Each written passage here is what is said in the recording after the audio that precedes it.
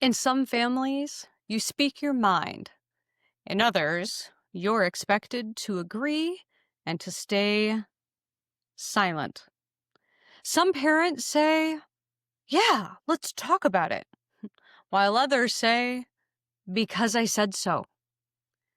These aren't just parenting styles, they're part of a larger system, a set of communication rules that shape who we become, what we believe, and how we relate to the real world. That's right. Welcome to Family Communication Patterns Theory. I'm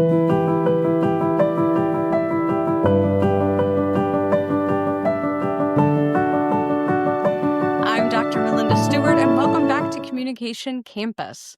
Today, we are exploring Family Communication Patterns Theory, also known as FCPT. This theory explains how families create a shared social reality through communication and how those patterns follow us into adulthood. That's right, the conversations that we have as kids have a huge impact on us as adults. So let's start with understanding a little bit about where this comes from. Now, communication patterns theory was really developed in the 1970s, but then has been since refined by scholars such as Mary Ann Fitzpatrick, as well as others. Now, it was originally rooted in mass communication and political socialization, and the theory evolved to focus on how communication in the family context shapes individual cognition and behavior. In other words, it's not just what families say, but how they say it, and how that builds a framework for the ways that we make sense in our world. Now, there's two main core orientations that we have to take into consideration within our family dynamic.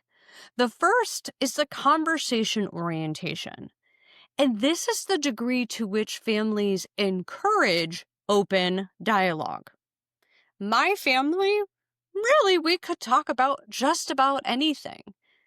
And that was wonderful. It led to high conversations. We talked a lot, and it allowed people to have feelings, to share ideas, and to share disagreements. Now, a low conversation orientation, the families are going to be a lot more reserved, and they're probably going to stick to those surface level, safe topics. On the other hand, you have a conformity orientation. And this is where we think about the extent to which a family stresses uniformity of those beliefs. High conformity families value obedience and the alignment with parental values. These are the because I said so types of families. Low conformity families allow for diverse opinions and independence. So for me, I had a high conversation family and a low conformity family. And that created the patterns of which the rest of my life kind of played out. Now, you'll see that there's kind of a set of quadrants of where these different types of patterns come into play. Now, these two orientations combine to create 4 family types. First, we have consensual family types. These are going to be where we have high conversation and high conformity. So we're going to have lots of open talk, but within a framework of agreement and hierarchy. The parents are likely to encourage discussion, but still expect the children to align those discussions with the family values. For instance, if you follow a specific religious orientation, your family probably wants the conversation to fit within that framework because that's what your family has decided to follow. Now, another example of this can be a family that debates dinner options, but assumed that they are going to share those religious or political views. So we can talk about and debate some things, but maybe other things not so much. Now, a protective family pattern orientation is going to have low conversation and high conformity. So there's going to be little open discussion, and the parents make the decisions, and the children are expected to obey. Point blank, period. For example, a child can say, "Why can't I go?" And again, this is where the family says, "Because we said so." Little discussion, but all sorts of conformity is expected. Now that we also have pluralistic, and pluralistic families are going to have high conversation and low conformity. Now here we're going to have open dialogue with little pressure to agree, and children are going to be encouraged to develop independent viewpoints. This was luckily my family. A family that regularly held open conversations over the dinner table, open debates, and respected each member's unique voice. My dad and I do not agree on a lot of things on a political nature, but we were able to engage in wonderful conversations and often heated debates. And at the end of that conversation, we hugged, and it was nothing more than just a conversation. Now, the last family pattern type is the laissez-faire family. And these are going to be families with low conversation and low conformity. We're going to have limited communication with little emphasis on shared values. Our family members are likely going to be emotionally distant or even disengaged. So, for example, everyone eats separately and no one really asks how your day was. Now, what's important for us to remember is that we are not saying that any of these family patterns are better than another. There's simply different ways that communication happens within a family. You get to decide whether or not that fits for you, and if you want to continue that lifestyle moving forward. But what's most important is thinking about why you may feel comfortable having open conversation, or if you have this expectation that people should just conform with the ways that things have been done previously.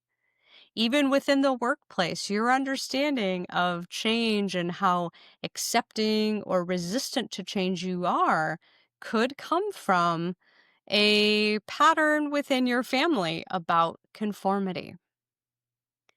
Now, what does this theory tell us? Well, it isn't just about who talks the most, it also helps us understand how people develop.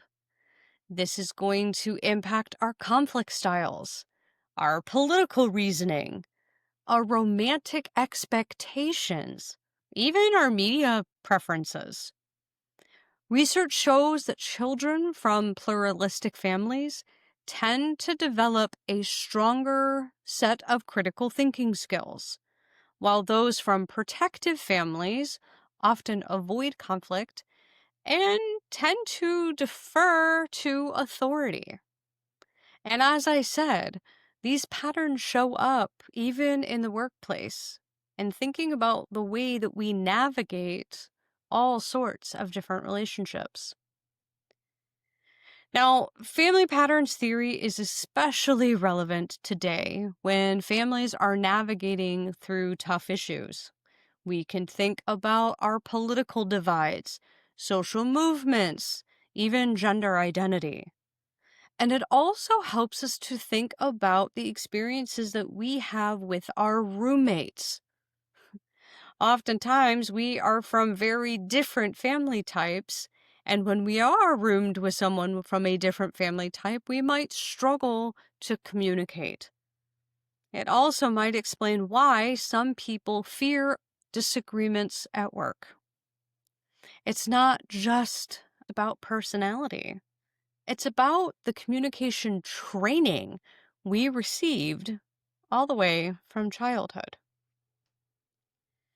So, what have we learned here? Well, we learned that families aren't just emotional units, they are systems of communication. Family communication patterns theory shows us how interaction shapes identities, beliefs, and our behaviors. And knowing your family type might just explain why you have loved or dreaded certain conversations. Next time, we are going to dive into one of my favorites, social penetration theory. And we're going to start digging in and thinking about self disclosure. Thank you again, as always, for learning with me. And I look forward to seeing you next class. Keep communicating.